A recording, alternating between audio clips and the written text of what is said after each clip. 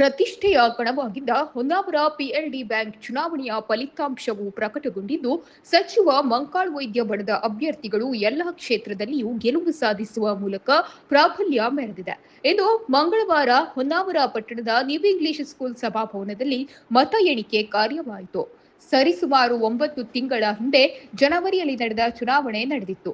Court ಆದೇಶದ ಬಳಿಕ ಮತ ಎಣಿಕೆ ಕಾರ್ಯ ನಡೆದಿದ್ದು, ನೂತನ ನಿರ್ದೇಶಕರಾಗಿ ಸಾಲಗಾರ ಕ್ಷೇತ್ರದಿಂದ ಗೋವಿಂದ ಸುಬ್ಬಾ ನಾಯ್ಕ ಗೇರುಸೊಪ್ಪ, ಯೋಗೇಶ್ ರಾಯ್ಕರ್, ರಾಘವೇಂದ್ರ ನಾಯ್ಕ ಗೇರುಸೊಪ್ಪ, ವಿಕೆ ವಿಶಾಲ್ ವಂದೂರು, ಸತೀಶ್ ತಾಂಡೇಲ್ಕರ್ಕಿ, ಸಂಜೀವ್ ನಾಯ್ಕ್ ಮಂಕಿ, ಹನುಮಂತ್ ನಾಯ್ಕ್ ಚಂದಾವರ, ಹರೀಶ್ ಗೌಡ ಕೆರವಳ್ಳಿ ಆಯ್ಕೆಯಾದರು. ಪರಿಶಿಷ್ಟ ಜಾತಿ ಮೀಸಲು ಕ್ಷೇತ್ರದಲ್ಲಿ ಶಿವರಾಮ್ ಸಂಗೂಮಣೆ ಮಂಕಿ, ಹಿಂದುಳಿದ ಅವರ್ಗ ಕ್ಷೇತ್ರದಲ್ಲಿ ಕೃಷ್ಣಗೌಡ ಮಾವಿನಕುರುವ, ಮಹಿಳಾ ಮೀಸಲು ಕ್ಷೇತ್ರದಲ್ಲಿ ಶ್ರುತಿ ಗುರುದತ್ ಭಟ್ ಅಪ್ಗಾರ್, ವಾಸಂತಿ ಅಣ್ಣಯ್ಯ ನಾಯ್ಕ ಮಂಕಿ, ಭವರ್ಗ ಮೀಸಲು ಕ್ಷೇತ್ರದಿಂದ ಚಂದ್ರಶೇಖರ್ ಗೌಡ ಚಿತ್ತಾರ್, ಸಾಲಗಾರರ ಕ್ಷೇತ್ರದಿಂದ ರಾಜೇಶ್ ನಾಯ್ಕ್ ಹುಂಜಿನಮಕ್ಕಿ ಆಯ್ಕೆಯಾಗಿದ್ದಾರೆ.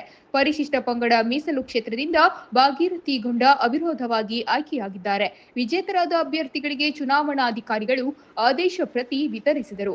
ಕಾಂಗ್ರೆಸ್ ಕಾರ್ಯಕರ್ತರು ಪಟಾಕಿ ಸಿಡಿಸಿ ಸಿಹಿ ಹಂಚಿ ಸಂಭ್ರಮಿಸಿದರು. ಹೊನ್ನಾವರ ಪಟ್ಟಣದ ಸಚಿವರ ಕಾರ್ಯಾಲಯದಲ್ಲಿ ಜಿಲ್ಲಾ ಉಸ್ತುವಾರಿ ರಾಜ್ಯದ ಮೀನುಗಾರಿಕೆ ಬಂದರು ಒಳನಾಡು ಜಲ ಸಾರಿಗೆ ಸಚಿವರಾದ ಮಂಕಾಳ್ ವೈದ್ಯ ವಿಜೇತರಾದವರಿಗೆ ಅಭಿನಂದಿಸಿದರು.